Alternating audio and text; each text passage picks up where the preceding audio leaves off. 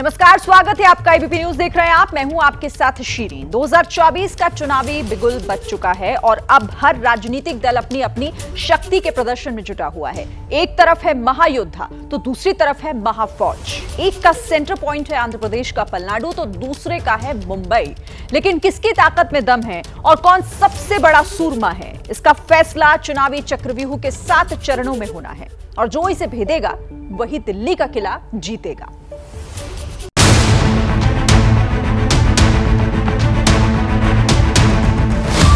मुंबई में इंडिया के महारथी, साउथ बनेगा मोदी का सारथी।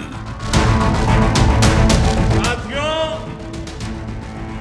मैं तमिलनाडु की धरती पर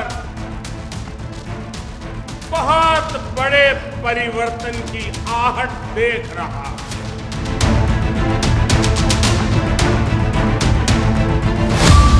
एक तरफ महायोद्धा, एक तरफ महाफौज। आज पूरा कर्नाटका कह रहा है, अब की बार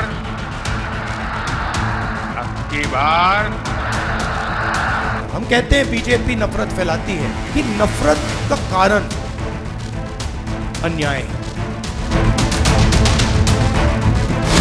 शक्ति प्रदर्शन के सूरमा, महासंग्राम का शंखनाद।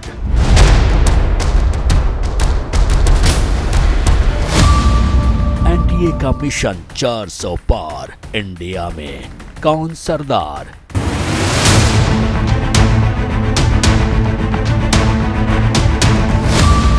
चुनाव से पहले चढ़ा देश का पारा, फिर चमकेगा मोदी का सितारा।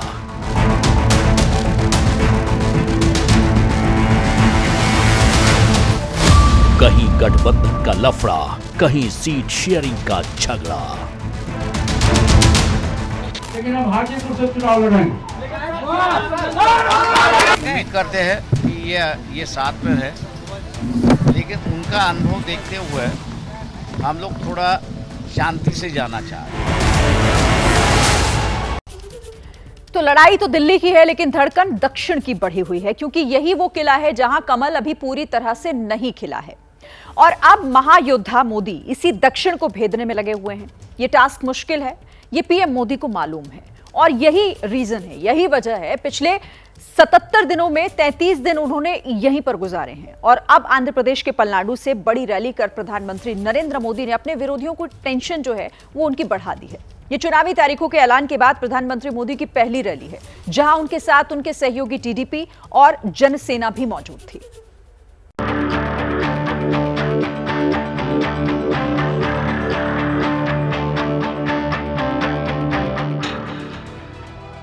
प्रधानमंत्री मोदी 2024 की तैयारी कर रहे हैं या फिर 2029 की, या फिर अपने विरोधी की सोच से कहीं आगे की? क्योंकि जिस दक्षिण की धरती बीजेपी के लिए अब तक बंजर रही है, उसी दक्षिण में प्रधानमंत्री मोदी ने अपनी पूरी ताकत झोंक दी है। और सबसे बड़ी पिक्चर आंध्र प्रदेश से आई है, जहां चुनावी तारीख के ऐलान के बाद प्रधानमंत्री मोदी ने अपनी पहली रैली की है।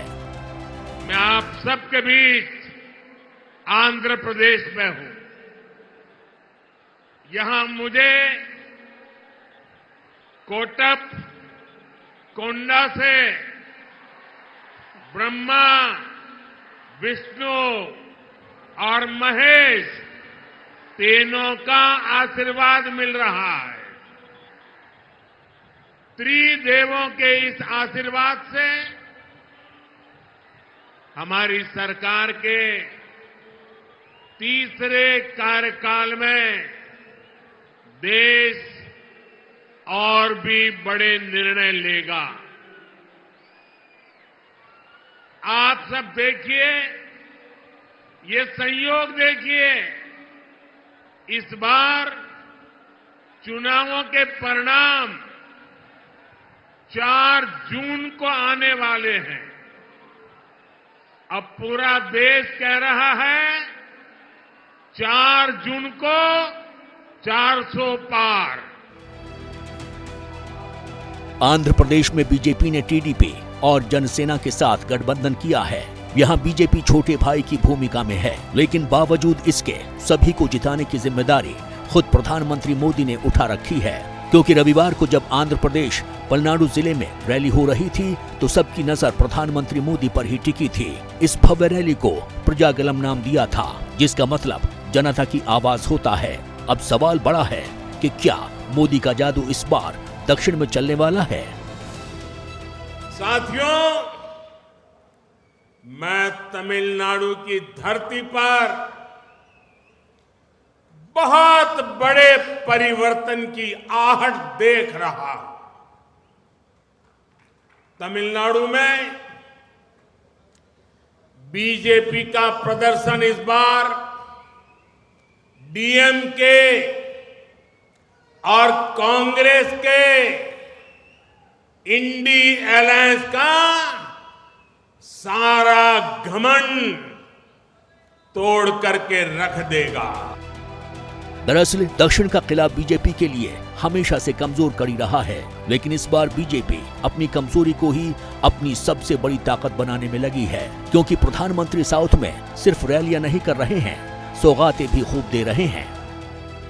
बीते 77 दिन में पीएम मोदी ने कई दक्षिण राज्यों के दौरे किए हैं, जिसमें 8 दिन तमिलनाडु, 5 दिन केरल, 4 दिन तेलंगाना, 2 दिन लक्षद्वीप, 2 दिन कर्नाटक और 2 दिन आंध्र में रहे हैं। यानी 77 में से 23 दिन पीएम मोदी दक्षिण में रहे हैं।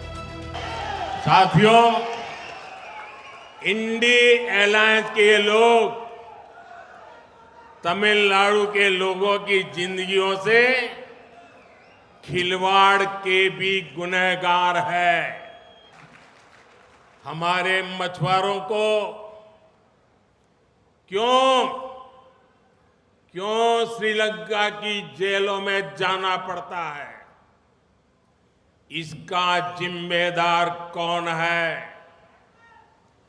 किसने हमारे मछुआरों को, हमारे तमिल भाई बहनों को और देश की जनता को इतने सालों तक किसने गुमराह किया है?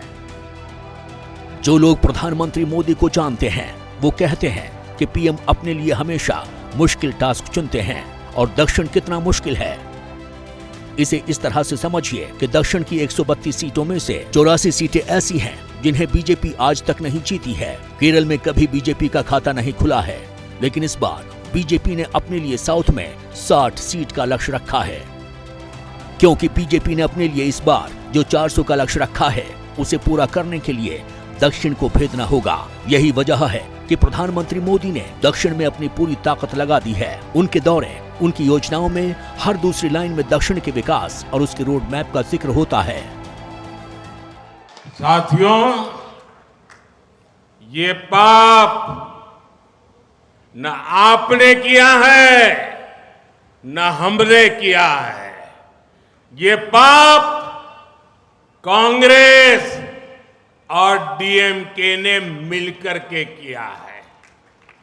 दशकों से दोनों मिलकर देश की आंखों में धूल झोंक रहे हैं, लेकिन अब देश इनको और नहीं सहेगा। हमारे भारत को, जानकारों की माने तो दक्षिण में स्टार्टअप्स, विशाल विश्वविद्यालय परिसर और चमचमाते संयंत्रों वाला नया भारत आकार ले रहा है। अगर पीएम मोदी अगले 3 सालों में भारत को दुनिया की तीसरी सबसे बड़ी अर्थव्यवस्था और 2047 तक उसे विकसित देशों की लिस्ट में लाने के वादे को पूरा करना चाहते हैं, तो उन्हें दक्षिण में राजनीतिक ताकत बढ़ानी होगी। क्योंकि प्रधानमंत्री मोदी के लिए दक्षिण सिर्फ एक किला नहीं है, ये 400 पार का वो रास्ता है जिसकी अगली मंजिल पर विकसित भारत का सपना टिका है। आज पूरा कर्नाटका कह रहा है, अब की बार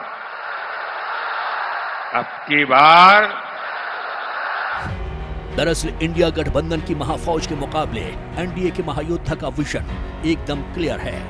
पीएम मोदी को पता है कि उन्हें यूपी, बिहार, मध्य प्रदेश, राजस्थान, गुजरात, छत्तीसगढ़, हरियाणा में ज्यादा परेशानी नहीं आएगी। लेकिन अगर दक्षिण में थोड़ी ज्यादा मेहनत कर ली तो 400 के लक्ष्य में जो थोड़ी भी गुंजाइश है वो पूरी हो जाएगी। क्योंकि एबीपी न्यूज और सी वोटर के सर्वे में एनडीए सरकार तो बना रही है, लेकिन 400 के लक्ष्य से 34 सीट दूर रही है। और अब लगता है इसी दूरी को पाटने के लिए प्रधानमंत्री मोदी बिना रुके, बिना थके दक्षिण को भेदने में लगे हैं।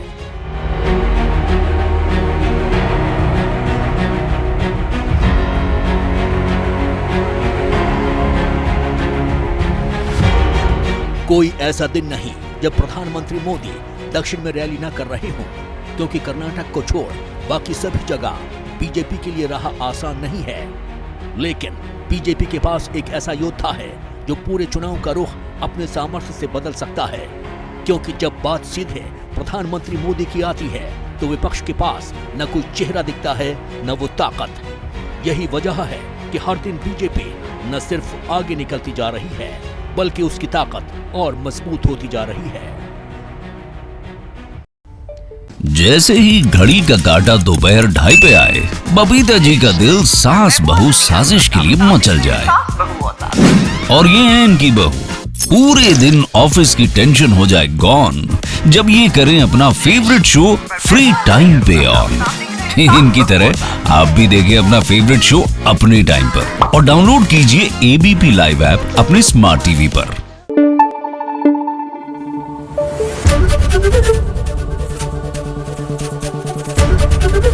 एबीपी न्यूज आपको रखे आगे।